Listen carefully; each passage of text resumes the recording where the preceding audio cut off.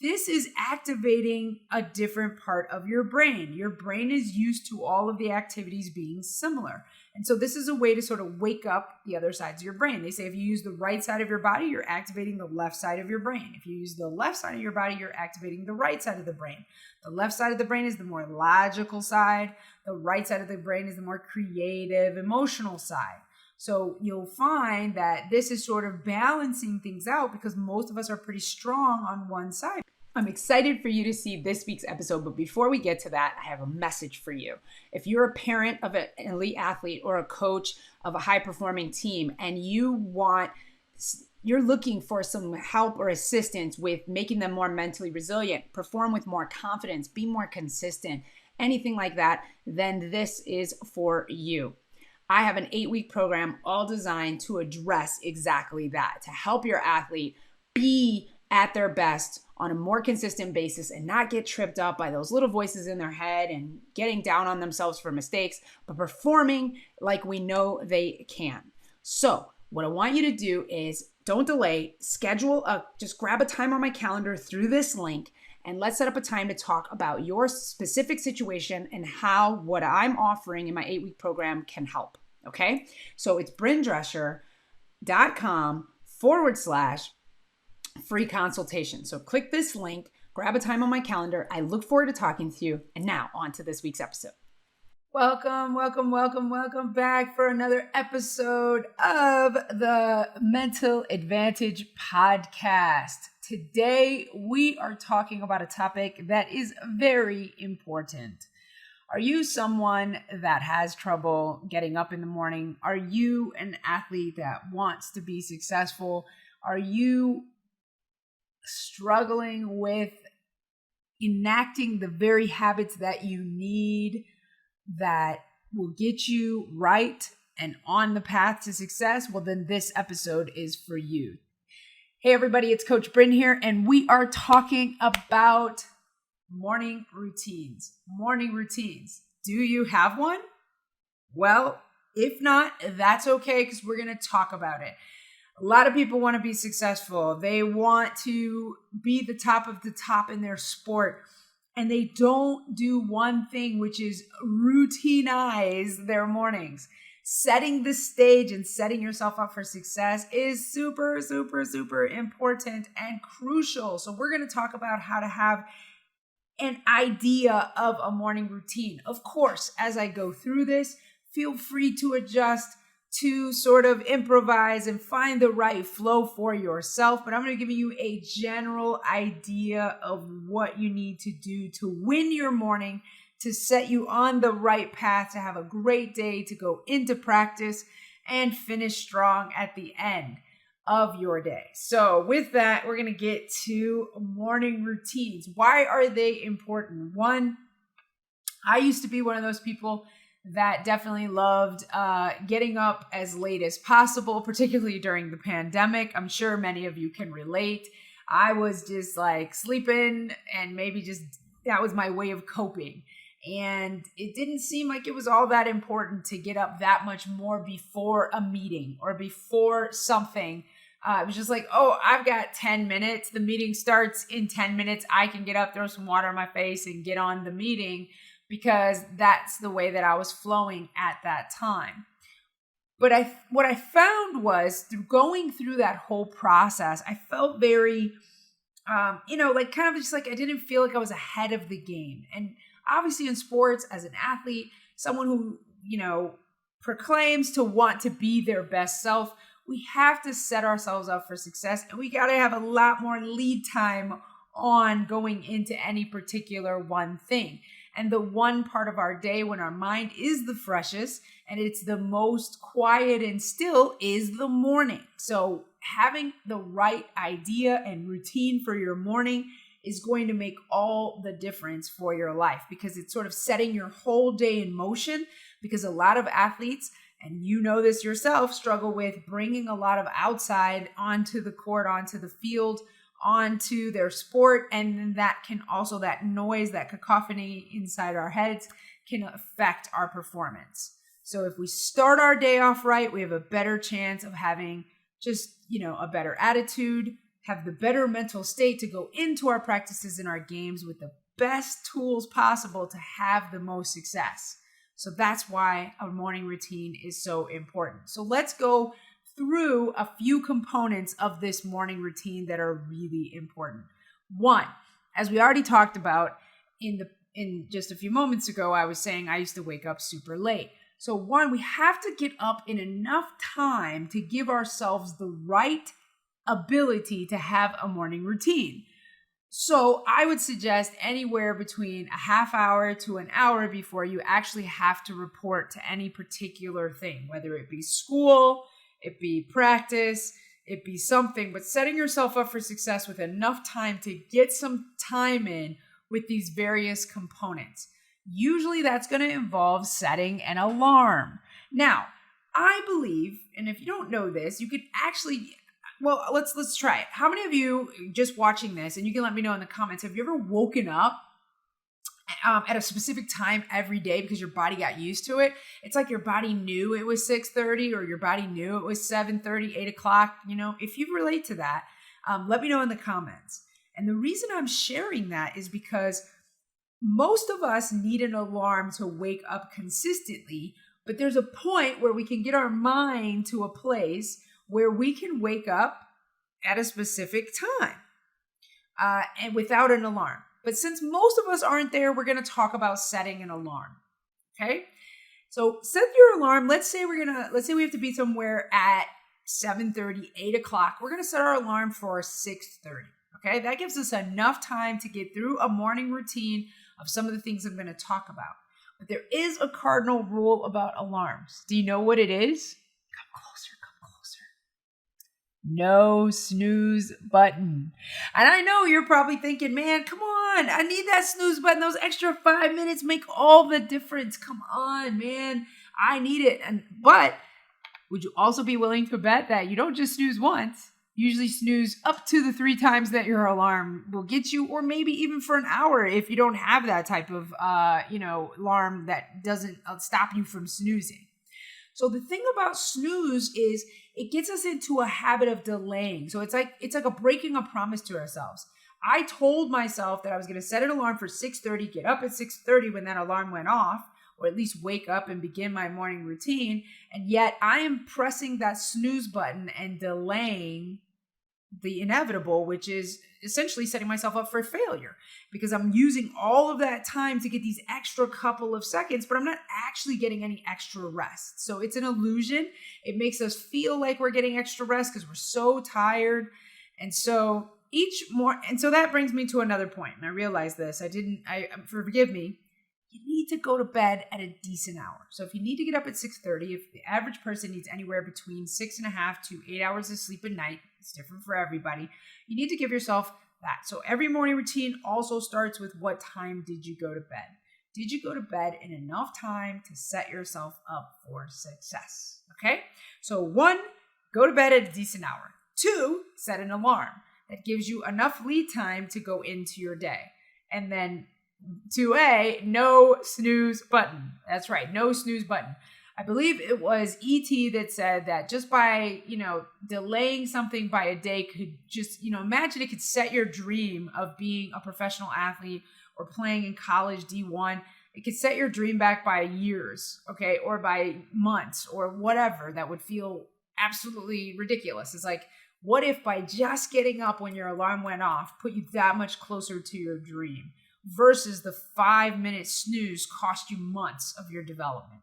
So I want you to think about it that way when you get the compulsion or the desire to press that snooze button, because ultimately it's a habit. It's something you've gotten comfortable with.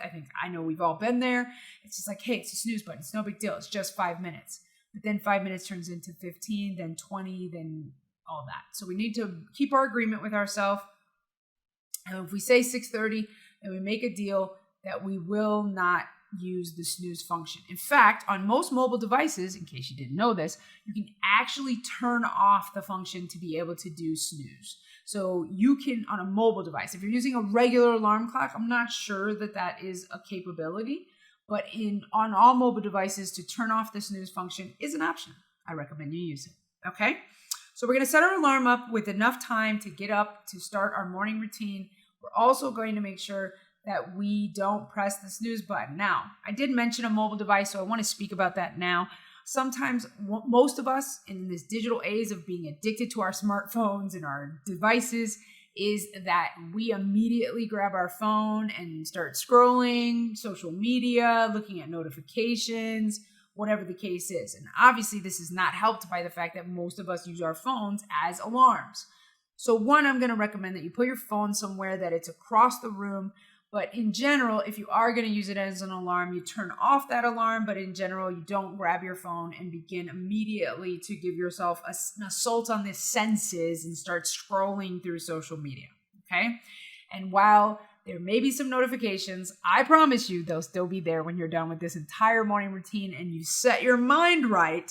You know, it's funny, they call it a mindset. So this is kind of like that set it and forget it. So we have to get to a place where we set our mind right. And then we can go into our day of checking all our notifications and distractions and all of that. Okay? So we're agreed. All right? No grabbing your phone. If that's a habit that you have, we're going to work on breaking that as soon as possible. Ways to do that, again, is to make sure that your cell phone is somewhere maybe further away from your bed, maybe using a conventional alarm clock, even though it's tempting to use your phone. Anything so that you're not immediately grabbing a device the minute that you wake up and open your eyes or whatever the case is. Okay? So no phones at first, okay? No digital devices. And I am speaking to you as someone who has definitely been guilty of this more times than I care to admit. So please know that I'm not coming from a place of preaching. I'm coming from a place of I'm in there with you and I'm working on making that change myself. And I've been doing really well lately by just becoming aware that that was a habit that I had. And I don't need to look at my phone first thing in the morning, okay? Scroll on social media, any of those things, because it doesn't give me the right tone for my day.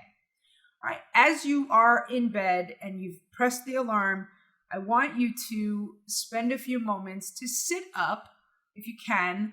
Not necessarily have to get out of the bed, but sit up in a way that you're not completely prone, which is laying down in the horizontal position because your body is used to going to sleep in that position. But sit up slightly, keep your eyes closed, and I want you to do a bit of a breathing exercise. So we're going to practice a little bit of a breathing exercise right now to give you an example of what that might look like, okay? First thing I want you to do as you're watching this is I want you to breathe in on a 4 count, okay? So I want you to breathe in. Here we go. Breathe in, 2, 3, 4. Hold, 2, 3, 4. Release, 2, 3, 4. And I want you to do that for up to, we can start at a minute. And each day I want you to grow in the amount of time that you kind of do that. Your mind should stay with your breath. So your mind has a tendency to want to wander and think about, what do I have to do today? Go through my to-do list, what happened last night, all of those things. I'm going to recommend that you focus. Excuse me, a yawn is coming on, so I'm just going to allow it because it happens, okay? And yawning is just a sign of maybe there's need more oxygen, things like that. So that's not a bad thing. So you're going to do that breathing cycle of what we call a box breathing. It's kind of inhale for 4, hold for 4, exhale for 4, hold for 4, and then repeat, right? And you can do that as many rounds. The key is to find out how far in that whole box situation can you keep your mind on the breath. And when your mind does wander, because it will, and it's okay, there's nothing wrong with you, it's completely normal, you just have to remind yourself to gently refocus on the brain. Where were you at? And you can always start the cycle again. Obviously, if you're holding your breath, you'll probably, and exhale, inhale, all of that, but just go through the cycle. Okay, so as we've gotten through the breathing, that's a good thing to do. We've set our alarm for 6:30. We've meditated for anywhere between 5 to 10 to 15 minutes. But again, I would recommend that you grow with that. So if you're not someone who's ever done mindfulness, start with a minute, okay? If you're someone who's a little bit more experienced, you can maybe start at 5 minutes, and then you can always just grow with where you're at, right? As you grow that muscle. But that mindfulness moment of just stilling your mind and just focusing on the breath is so beneficial. Okay, it's such a great way to kind of quiet that noise of that mind that wants to just chatter away. And it's a way to kind of get still. Okay, so that is the first thing I want you to do. The next thing is, as an athlete, as a person, as a human being, I'm always going to recommend gratitude. So something that I do is I lay there with my eyes closed after I've done my breathing, and I just think about some things I'm grateful for. As I've said in a previous episode about my gratitude situation, please give gratefulness for 3 new things each day that you hadn't given gratitude before. Don't be afraid to be wacky and weird with it. Like, I give thanks for stoplights, right? I give thanks for people who remind me to be grateful, whatever the case is. So, and of course, as I've mentioned before, you can always give gratitude for family members and the regular, usual suspects that you give gratitude for, but always stretch outside of things that you maybe haven't given gratitude before, just like my mic and things like that. Okay? Awesome.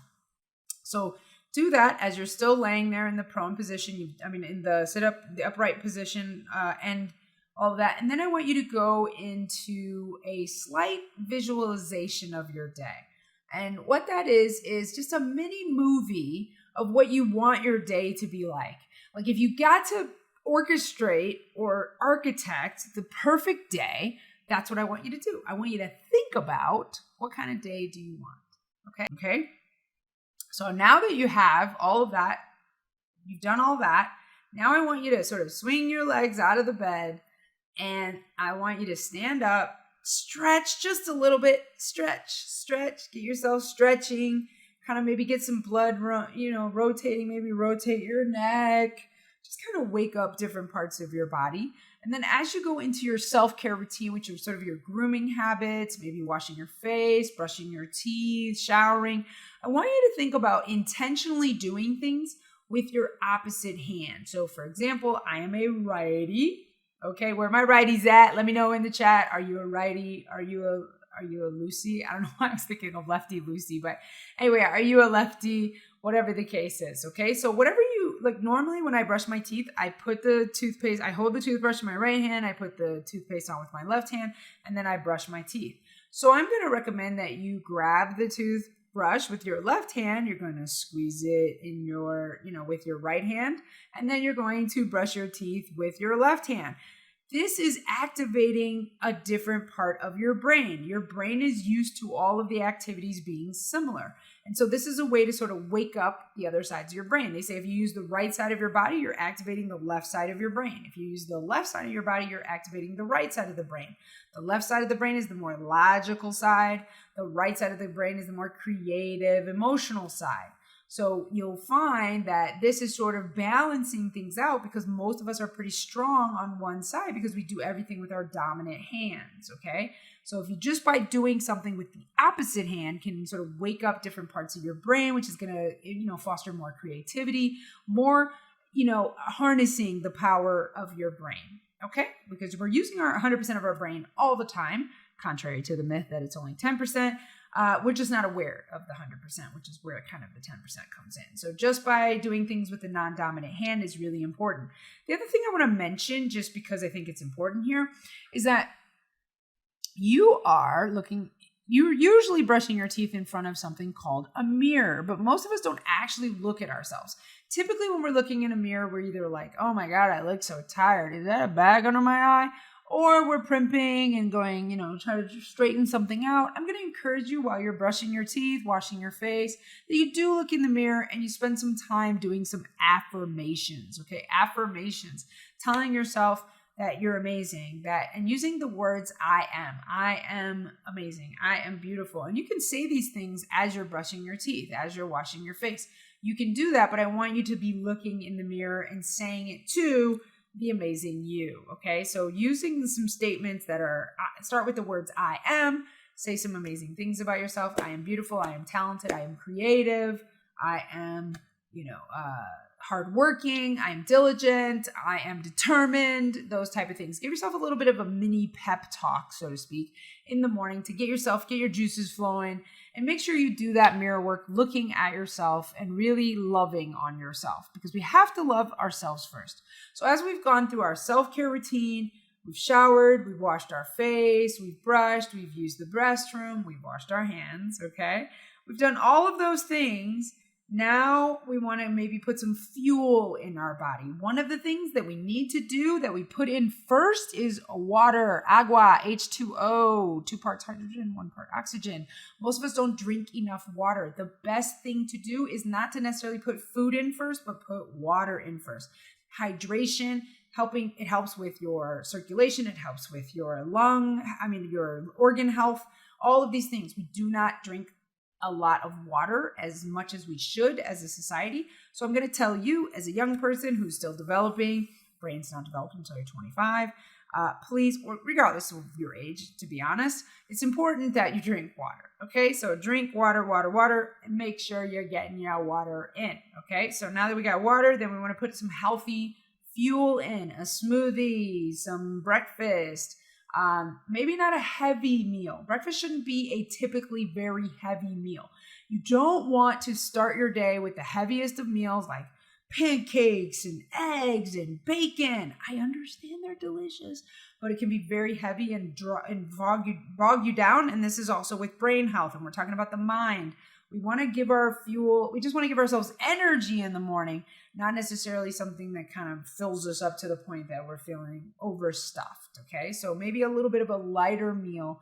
Your heaviest meal could be lunch, and we can talk about that. Obviously, I'm not a nutritionist, but I do want you to know breakfast does not have to be the heaviest meal. It should be something that gives you some fuel so that you can kind of go the day long, okay? So again, just recapping, we've talked about food. We've talked about morning routines. We've talked about self-care, the alarm. We've talked about meditation, gratitude, doing things with the opposite hand, and putting the right fuel into our body. By doing this on a consistent basis and the visualizing your day, which is very important because as you visualize your day, you will start to see things kind of falling into place about that day. It's really interesting. As you start to architect your day, like, oh my God, it's going to be amazing. What do you want it to feel like? What do you want it to look like? What do you want it to sound like? Okay. What taste do you want to encounter? Those are the things that I want you to put into your visualization. If you're not a visual person, don't worry about it. Talk yourself through the perfect day, but speak in the present tense. I got to work. There was a parking spot right by the door. I was so excited. So you can talk about it in present or past tense, okay, when you're visualizing, but do it in either pictures, words, whatever, or feelings is most important. Get the feeling in your body of what you want your day to feel like. This is very important, okay? We spoke about doing it in bed, but no matter when you do it, those are the components that would be really helpful. If you do all of this by having a morning routine, you'll find that you're going to arrive to the things that you need to do more focused, more able to focus, more energized, feeling more refreshed, replenished. These are the things that what a morning routine can give you. And you'll feel just more ready for action, whatever that is, whether it be school is your first thing, practice, or an actual game. So finding a routine that works for you that incorporates any and all of these components is going to set you up for success. Now, I know you might be saying, I don't have time to do all that. How am I going to fit all of that in? Do the best you can. Maybe just pick 3 of the things that I mentioned. 3 things that you can do on a regular basis to set yourself up for a wonderful morning that can set the tone for the rest of your day. So as you go through school and also practicing games, you'll find that you're going to feel more ready for those things as you set the tone for your day. I want to mention one other thing, and that's the military talk about the gentleman that said making your bed is really important. But having these routines that make you feel like you're accomplishing something, you're doing something for yourself, is all going to make all the difference for your mindset, but also your mental health. So morning routines are very important. I hope that you will actually incorporate some of this. Please let me know down below. What of this were you already doing? And what did I mention that you're kind of like, hadn't thought of that, but I definitely want to add it. I would love to hear that in the comments. This is important. All the greatest people have morning routines that are very important. Affirmations, visualization, gratitude, mindfulness, meditation, eating the right fuel, self-care, your grooming habits, visualization, all of the things that I've talked about are wonderful components of a miracle or a mental morning, if you want to say, an amazing morning. And I know that you're going to do it. So remember, morning routines, very important. Make sure you share your morning routine below or what you're going to incorporate. And I'll see you in the next episode of the Mental Advantage Podcast. See you next week.